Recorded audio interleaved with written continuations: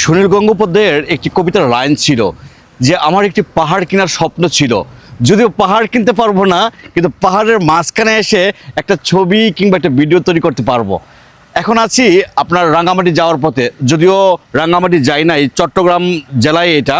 চট্টগ্রাম আপনার রাঙ্গুনিয়া যাওয়ার পথে, বাটারিয়া থেকে রাঙ্গুনিয়া যাওয়ার পথে মাঝখানের একটি অংশ আপনি দেখেন যে কি চমৎকার যে পাহাড় পর্বতমালা।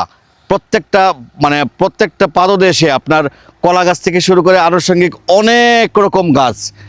আমি বুঝি না যে এই যে ছোট্ট ওইখানে একটু দেখান তো, এখানে একটা টিনের একটা ঘর দেখা যায়, সাইড ওয়াল এবং সুন্দর রাস্তা আছে। ওখানে থাকে কে এত সুন্দর একটি পরিবেশের মধ্যে? যারা রাঙ্গামাটি যাবেন, খাগড়াছড়ি যাবেন, বান্দরবন যাবেন, প্রত্যেকটা যাওয়ার পথে যে উঁচু নেচা যে পাহাড়গুলো আছে এবং লেক আছে, দেখেন কত সুন্দর লেক, পানি, এই সবগুলো দৃশ্য দেখে যাবেন। বাংলাদেশেই আপনার বলেন, কাশ্মীর বলেন, নেপাল বলেন, থাইল্যান্ড বলেন, বাংলাদেশে কোন অংশে কম আছে ভাই?